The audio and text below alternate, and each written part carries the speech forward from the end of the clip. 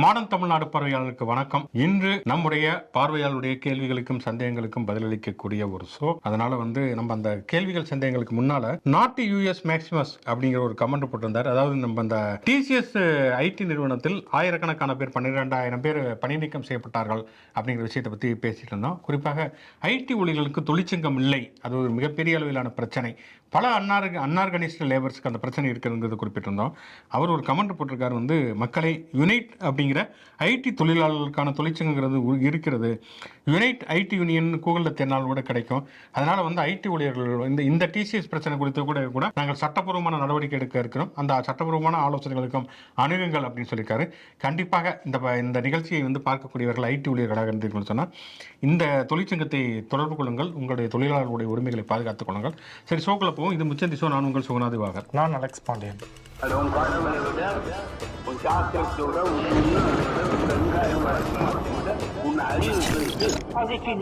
முதல்ல ஒரு மிக முக்கியமான ஒரு கேள்வி யுனிக்ஸ் ஆனந்த் கேட்டிருக்காரு. உண்மையிலே இன்றைக்கு இருக்கக்கூடிய ஒரு சமூக அரசியல் பொருளாதார பண்பாட்டு சூழல்ல எல்லாருமே தெரிந்து கொள்வதற்கான ஒரு மிக மிக முக்கியமான ஒரு கேள்வி.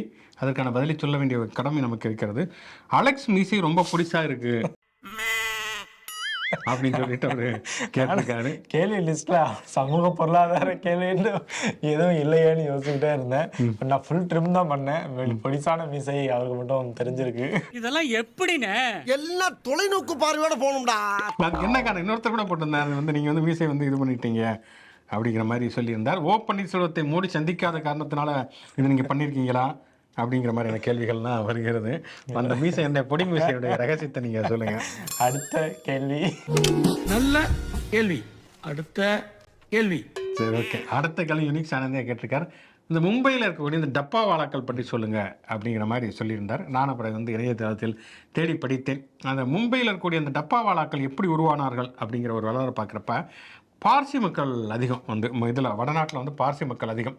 எப்படி இந்துக்கள், கிறிஸ்தவர்கள், சீக்கியர்கள், முஸ்லீம்கள் மாதிரி பார்சி மக்கள் தங்களுக்கே உரித்தான மதச்சடங்குகளை பின்பற்றக்கூடியவர்கள். அவர்கள் இறந்ததுக்கு பிறகு கூட பார்த்தோம்னு சொன்னால் உடலை புதைப்பதோ எரிப்பதோ அல்லாமல் ஒரு பொது வெளியில் போட்டுட்டு போகிறது, பறவைகள் கொத்தி தின்பது, அவர்கள் அந்த பறவைகளுக்கான உணவாக தன்னுடைய உடலை மாற்றிக்கொள்வதுங்கிற மாதிரியான பல சடங்குகளை செய்யக்கூடியவர்கள் பார்சிக்கள். இவங்களுடைய இந்திரா காந்தியினுடைய கணவர் அவருமே பார்சி தான் அவர். அதனால தான் ஆக்சுவலாக இந்திரா தான் அவங்களுடைய பேர். பல பேர்த்துக்கு இந்த சந்தேகம் இருக்கும், பிஜேபிக்காரங்களோட பையன் நேரு குடும்பம் தான் ஏன் காந்தியின் பேர் வச்சுருக்காங்க அப்படின்னு சொல்லிட்டு அவர் காந்தி என்கிற பெயர் தான் அவர்களுடைய பெயர். ஒரு பார்சியை சேர்ந்தவர். அதனால அவர் பார்சியை சேர்ந்தவர். இப்படி பார்சிகள் நிறைய அதிகம். அவங்க இப்போ சமணர்கள் இந்த வெங்காயம் பூண்டெல்லாம் சேர்க்காம சாப்பிடுவார்கள். அதே மாதிரி பார்ப்பனர்கள் சாப்பிடுவது நமக்கு தெரியாத மாதிரி பார்சிகள் தங்கள் வீட்டில் சமைத்த ஒரு பக்குவப்படுத்தப்பட்ட உணவுகள், தங்களுடைய சடங்குகளுக்கு உட்பட்ட உணவுகளை சாப்பிடுவது அப்படிங்கிறது தான் ஒரு வழக்கம். அப்போ ஒரு பார்சி என்ன பண்ணியிருக்காருன்னா, காலையில் ஆஃபீஸ் போகிறப்போ வீட்டில் சாப்பிட்டு வந்துடுறோம், நைட்டு வீட்டில் சாப்பிட்றோம், மதியானம் என்ன பண்ணுறதுங்கிறது தெரியல. அப்படிங்கிறப்ப தான் ஒருத்தர் நியமித்திருக்கார். அவர் பேர் மகாதேவோ கவாஜி பச்சே அப்படிங்கிற பேரை பார்த்தாலே பாவ் பஜ்ஜியோட பலகாரம் மாதிரி இருக்குது. அவரை கூப்பிட்டு வச்சு நீங்கள் மத்தியானம் எங்கள் வீட்டில் போய் சாப்பாடு வாங்கிட்டு வாங்க அப்படின்னு இருக்காரு. அப்படி ஆரம்பித்தது தான். அதுக்கப்புறம் அது ஒரு பிஸ்னஸாகவே மாறி இருக்கிறது. என்ன சொல்கிறாங்கன்னா, பொதுவாக அதாவது ஒரு வீட்டில் இருந்து வாங்கி போகக்கூடிய உணவை சுட சுட கொண்டு போய் நம்பலாம் அப்படி தான் அந்த காலையிலே சாப்பாடு எடுத்து வந்துடும். ஆனால் அதெல்லாம் ஆறி அவலாக போயிருதுங்கிறதுனால அன்றைக்கி ஹாட் பாக்ஸ் எல்லாம் பெருசாக இருக்காது. அப்படிங்கிறதுனால இன்றைக்குமே ஹாட் பாக்ஸ் இருந்தாலும் நம்ம டிஃபன் பாக்ஸில் பெருசாக பயன்படுத்துவதில்லை. அதனால் என்னென்னா மதியம் சுட சுட சாப்பிடணும் அப்படிங்கிறதுனால நம்மளாம் நைட்டு போனாலே சுட சுட சாப்பிட மாட்டோம். சாப்பிட்றதுக்கான வாய்ப்புகளை வீடு தரமாதுன்னு வச்சுங்க.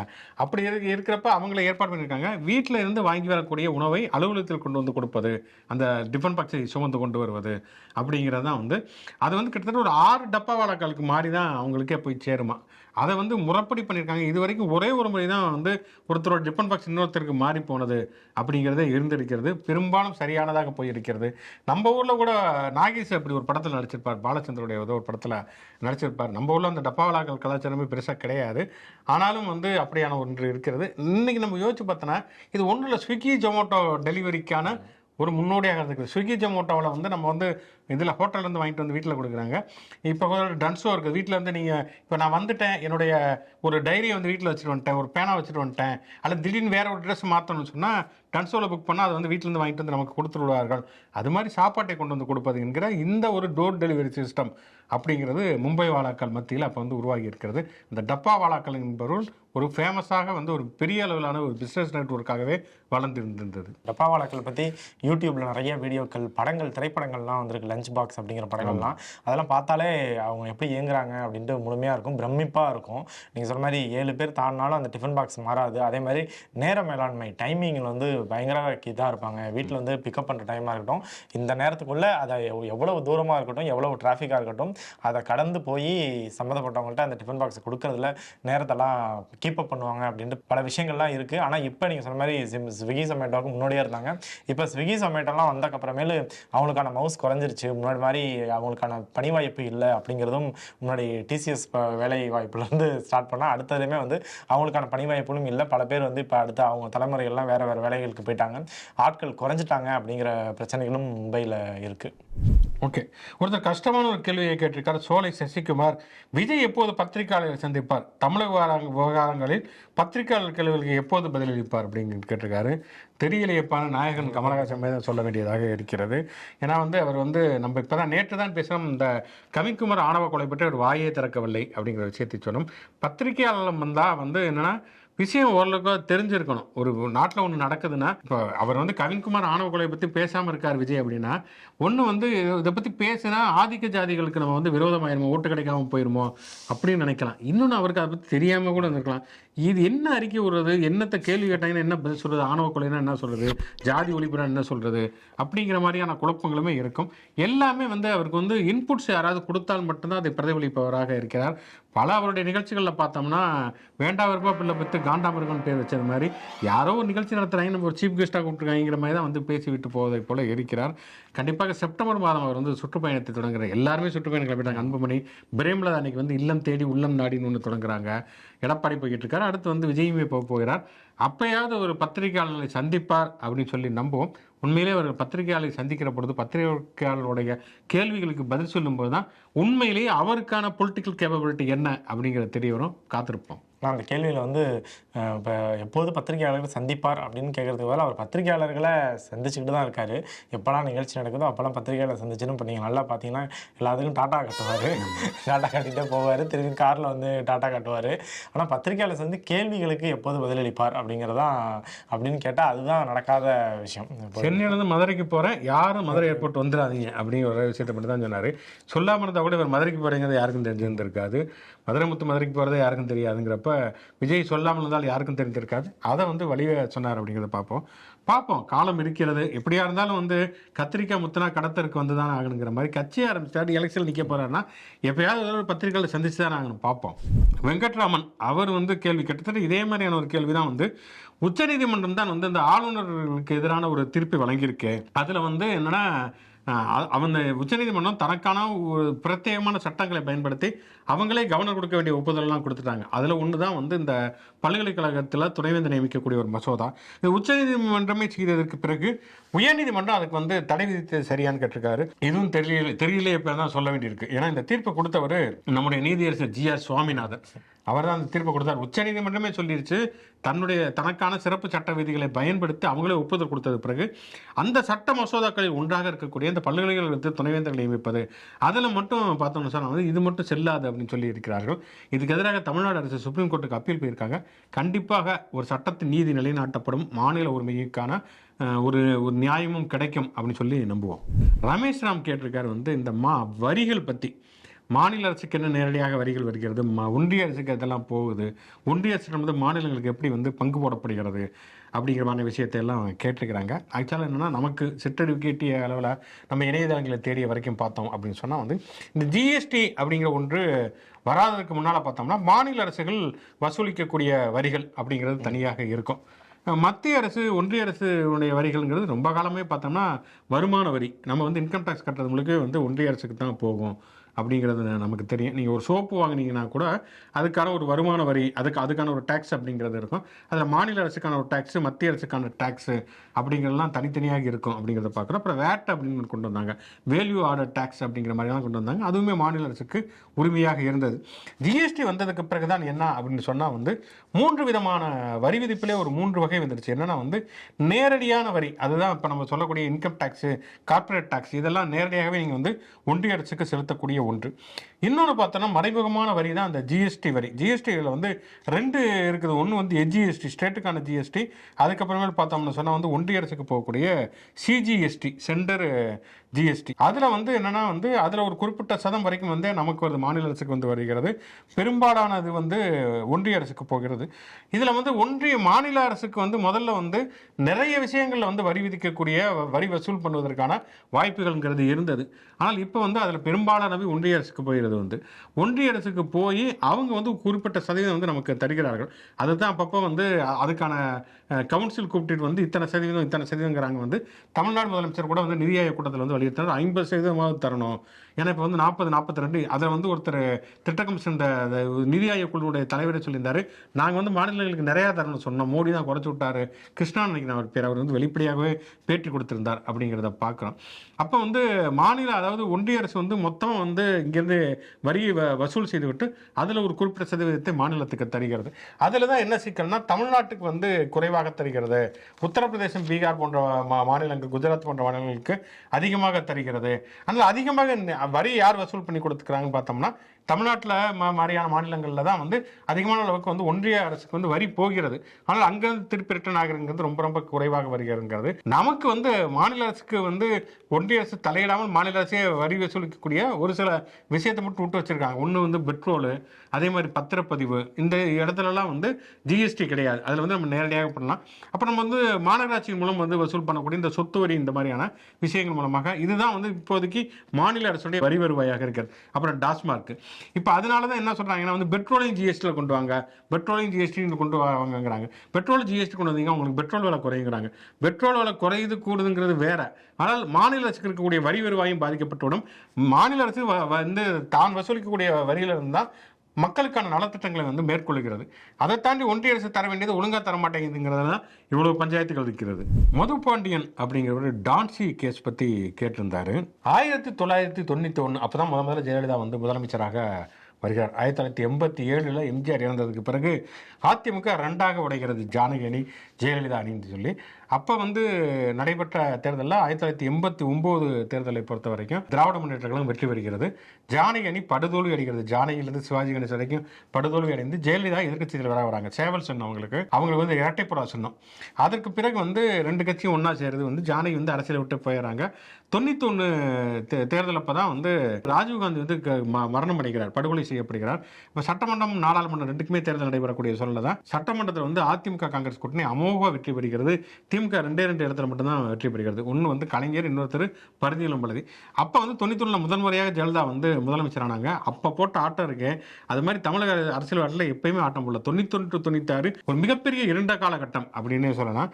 அப்போதான் வந்து பாதுகாப்புங்கிற பேரில் வந்து மணிக்கணக்கில் மக்கள் வந்து இப்போ போக்குவரத்து நிப்பாட்டி வச்சது, எல்லாத்தையும் கால உள்ள வச்சது, மகாமகம் குளத்தில் வந்து அத்தனை பேர்த்து கொன்னது அப்படின்னு சொல்லிட்டு எக்கச்சக்கமான சொல்லலாம். அதில் வந்து ஊழலும் மிகப்பெரிய பட்டியலாக இருந்தது. வளர்ப்பு மகளுடைய ஆடம்பரத்திற்கும் நிறைய விஷயங்கள்ல இந்த ஊழல். அதில் வந்து குறிப்பாக டான்சி என்பது என்ன அப்படின்னு சொன்னால் வந்து அது வந்து ஒரு தமிழ்நாடு அரசுடைய நிறுவனம், சிறு தொழில்களுக்கான ஒரு கழகம், தாட்கோ மாதிரியான ஒரு கழகம். அது என்னன்னா பொதுவாக இருக்கக்கூடிய ஒரு அரசு விதி என்னன்னா, ஒரு அரசு ஊழியர் என்பவர் அல்லது ஒரு அரசு பொறுப்பில் இருக்கக்கூடியவர் ஒரு அரசு நிறுவனத்துக்கு சொந்தமான இடத்தை வாங்கக்கூடாது, அந்த பங்குகளை வாங்கக்கூடாது என்பது இருக்கக்கூடிய ஒரு நடைமுறை விதி. ஆனால் ஜெயலலிதா பற்றி எந்த கவலையுமே இல்லாமல் ஜெயலலிதாவுக்கு சொந்தமான ஜேஜே பப்ளிகேஷன்ஸ், அதே மாதிரி விகே சசிகலா அவங்களுடைய சகோதரி, உடன்பிரவா சகோதரி, அவங்களுடைய சசி என்டர்பிரைஸ் 2 பேரும் சேர்ந்து அடிமாட்டு விலைக்கு டான்ஸி நடத்த வாங்கினாங்க. அதுதான் பிரச்சனை. அப்போ சுப்பிரமணிய சாமி வந்து கேஸ் போட்டார்.